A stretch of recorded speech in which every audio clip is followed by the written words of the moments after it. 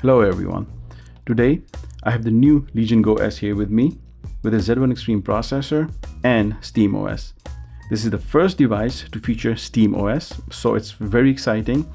And I have been testing this device for some time now, but I did not get the proper time to finish my review. So I just thought, yeah, I'm just going to share my thoughts with you before the final review. So here I am.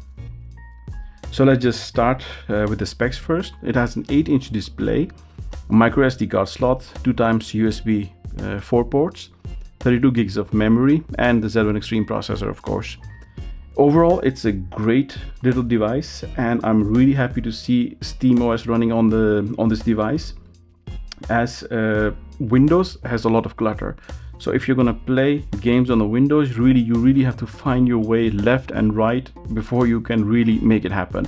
And I think Windows is like really huge, and it has all this baggage that comes with it, so it's holding the gamers a bit back. But the SteamOS is, you just turn it on and you're right there, you're at home, you start playing games, or you do want to do some other stuff, everything is here, which is actually great. So let's just start with the display first. It's an 8-inch IPS display with 120 Hz refresh rate, and it is VRR capable, and it's generally at 1200p. It is a very sharp and crisp display. It's very good for gaming. You can play, it's a vibrant, once you're playing the games, you really don't miss OLED. You really play games on it, and then you will enjoy playing games. It's not that you'll just keep thinking, oh, I don't have an OLED. No, not at all. You're really going to enjoy these games on this display. So it's very good. It's a fantastic display. It is a bit less bright than the Steam Deck.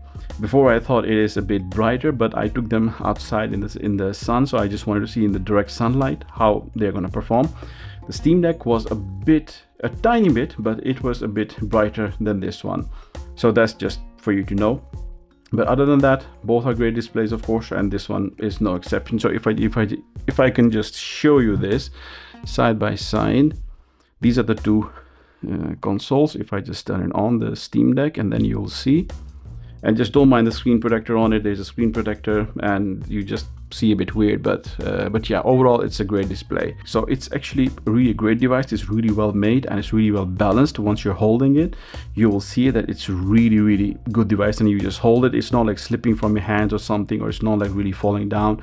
So that's actually really great, and you can play for longer, you can have longer gaming sessions here, and you will not really feel tired or something. So that's actually really great. And now coming to the controls, the joysticks, they are really good. They're like full-sized joysticks. You can easily use the D-pad. It's not too clicky. That's good. The keys, they're also good.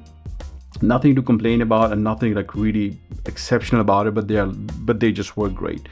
You can just play games on it. You will not really have complaints, I would say. So moving on to the battery is actually really good on this device. I think it's because of the SteamOS and the Z1 Extremr processor. They're working together really well. And it has a 55 watt-hour battery, and I just played games on it, and I set the TDP to 25 watt, and on that I actually got about 1.5 hours of gameplay time. I moved the slider all the way to the 30 watts, and it just made the gaming time more or less about 1 hour. So which is still good. I would really say the battery time is really good. It's on par with the Steam Deck, and you cannot just go wrong with it. It's really good. The charging speed, I just couldn't measure it for now. I just did not check that, so that will come in my review. And now moving on to the OS. The OS itself is of course SteamOS, and you can just have everything, whatever you have in your Steam Deck, like all the options and everything. You can just have it. You can also change the slider, like the frame limit, and you can unlock the TDP and everything else. It's just there. So the SteamOS is actually great. My experience with the SteamOS was already great, and there's no exception over here. So it's actually great. And I think, of course, it is better than the Windows, because of Windows, once you're setting up a Windows device, you're really busy 2 to 3 hours just to set up that device. And here I just turn on the device, and within, I don't know, 5 minutes, I think I was already downloading games on it. So which is really fast. And I'm now so used to SteamOS thanks to the Steam Deck, of course. I use it so much now that I really don't miss Windows.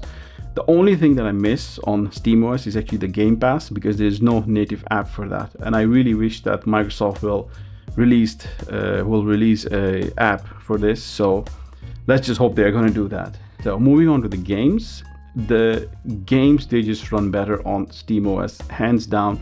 There is no comparison whatsoever. I have played on the same device on the Windows and of course on the Steam Deck now, and you will always see a difference of between 4 and like 10 FPS. It depends on the game, of course, but it's really it's there. You will see it. You will immediately see the difference. And I just put them side by side, and then you just see the difference between these devices. Some games, like on different devices, for example the Ally X and here on the Legion Go, there were almost negligible difference, you can say that there was no difference at all. But in some games you really see the difference, and most of the time there is difference. You will actually see it. And of course, like talking about the performance is, it's Z1 Extremr processor, which is an old processor for now, but yeah, it's still a very good processor. It's better than the Steam Deck, of course. And here they have unlocked the TDP all the way to the 40 watts. So once you're connected with the charger, you can go to 40 watt TDP, which is great, because if you're going to work in the desktop mode, you can make it 40 watt and then you can just work over there, which is just great. So if you want to use this as a PC and you can do that with the 40 watt, it's really good. And of course with Z1 Extremr you also future-proof your device a bit. So it's once you're combining SteamOS and the Z1 Extremr, it's like I said, it just gave it a new life. So yeah, performance-wise, it's great. You can play all the AAA games over here and you will not have any problem. I played Wukong and the latest demos of like Stellar Blade and the Hell is Us, and they both played very well. And if you go on the other games, like, you will not regret playing games on this device. Now it's such a smooth experience, and thanks to the Z1 Extremr processor and combined with, of course, the SteamOS, it's that you're not gonna go back on any other device. So that's one of the things. So the performance here is very good, and you don't have to worry about anything. Now moving on to some of my concerns, or some of the bugs you can say here on the device. Of course, this is a new device, which means that there will be some bugs. So I have experienced quite a lot of bugs on this device, but they were not a deal breaker, but they're there, so you guys know that these bugs do exist. Sometimes the controls were not working at all. You know, I could not just go back, or in the games the buttons were swapped and I really did not know which button I should press. And sometimes I was not able to go into the recovery menu. I tried everything from Lenovo or from SteamOS, but it did not just work. So there are some things, you know, that you would have to wait for it to work properly, but that did not destroy any of my experience. You know, I still love playing on this game because Steam Deck is now old, and I just cannot really run games properly on that. So moving on from Steam Deck and going to this device is actually a blessing. And I would really say this is more like a Steam Deck 1.5. It's a really great device. It's more or less the same as Steam Deck. Of course, you'll miss on the trackpads and maybe the future updates. I don't know how it's going to be handled. Is it going to be like Android, or they're just going to release at the same time? We will see about that.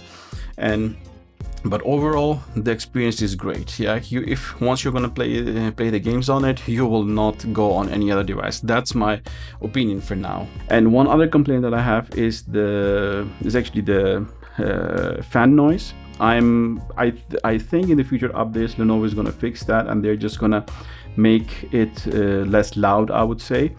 But for now, under the full load, it becomes very, very loud. And it's not a problem for me because I have a PC right next to my ear, so I really don't mind it.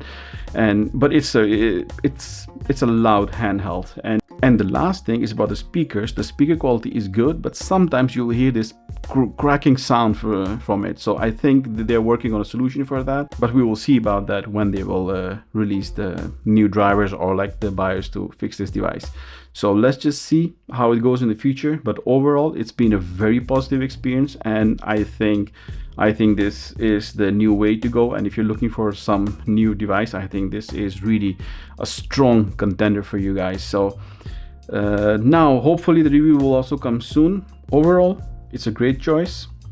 I will compare it more on my channel. My only concern would be actually the Z2 Extreme handhelds, but for that we have to wait. I will test it more and I will share my full review with you guys. So if you like the video, do subscribe and catch you in the next one.